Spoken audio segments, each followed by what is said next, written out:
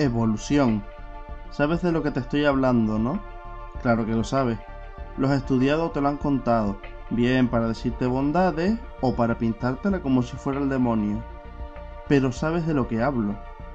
Voy a proponerte algo, pero tienes que poner de tu parte para que esto funcione. Vamos preparándonos para empezar. Coge aire profundamente. Inspira.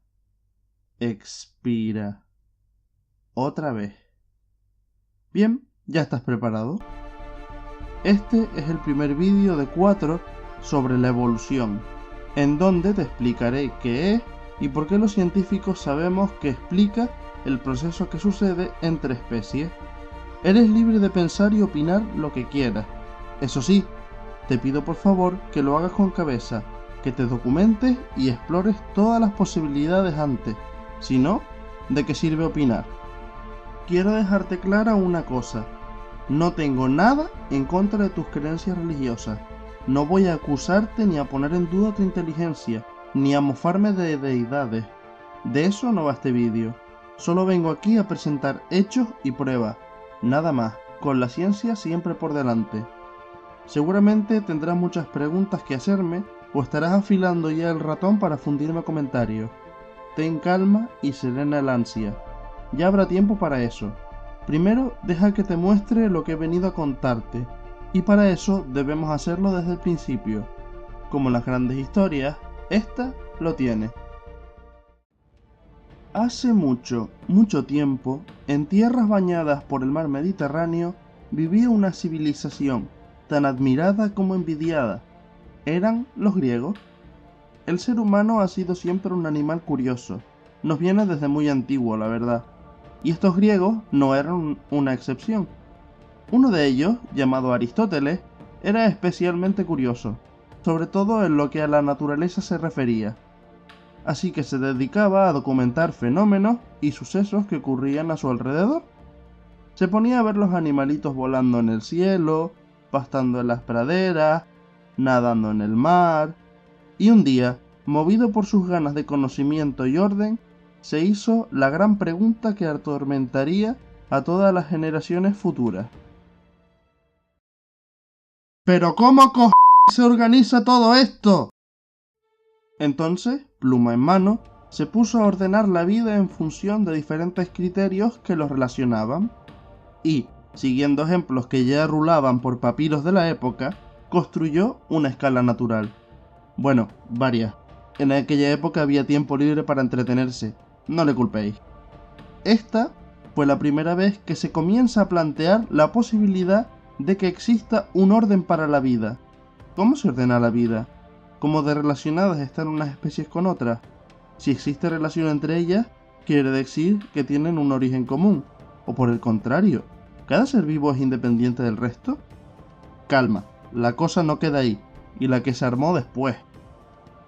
Los años fueron pasando y las escalas naturales fueron la forma de explicar cómo se organizaba la vida, así que hasta ahí todo guay. Pero surgió otro problema, los fósiles. A lo largo y ancho de los continentes aparecían restos de antiguos animales que no coincidían con la fauna que había en ese momento. Algunos de ellos fueron atribuidos a seres mitológicos y de leyenda, como dragones o unicornios, y sin embargo, esta respuesta no contentó a algunos como Leonardo da Vinci. Él se dio cuenta de que aquellos restos ni eran dragones ni yetis con tutús rosa. Aquellos seres eran animales que habían vivido pero que ya no existían, se habían extinguido. El debate estaba servido y comenzaba a cobrar importancia. Ya estaba en boca de grandes filósofos, naturalistas e incluso religiosos. Pero por si fuera poco, surge una corriente filosófica paralela a los misterios del origen de la vida que venía a romper los paradigmas que explicaban la historia de la Tierra, el uniformismo. Esta corriente defendía la idea de que los procesos geológicos que hasta entonces habían dado forma al planeta eran procesos lentos y continuos a lo largo de mucho tiempo, no de forma brusca o catastrófica como se pensaba hasta ese momento. Además, no solo podía aplicarse a las rocas, también podía extrapolarse a los seres vivos. ¿Os imagináis? ¿Seres que van cambiando a lo largo de miles de millones de años? Y la burbuja hizo... y estalló la polémica. El siglo XIX no podía haber empezado mejor. Y nos quejábamos de nuestro cambio de siglo. Los frentes se alinean preparándose para la guerra argumental. Se afilan plumas, papel y, ¿por qué no?, algún guantazo a mano limpia.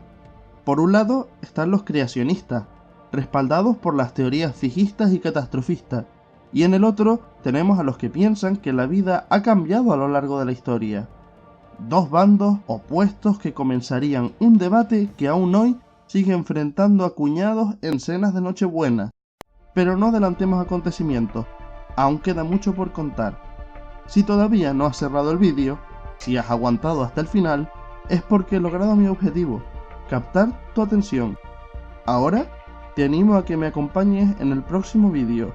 En él hablaremos del creacionismo, qué es y cómo explica los fósiles o la edad de la Tierra. Espero que te haya gustado este vídeo y nos vemos en el próximo. ¡Hasta pronto! Si te ha gustado el vídeo, no olvides darle like, compartir con los amigos, darle a la campanita para que te avise cada vez que salga nuevo vídeo y suscribirte al canal si no estás suscrito. También puedes seguirme en las redes sociales para estar al día de todos los contenidos del canal.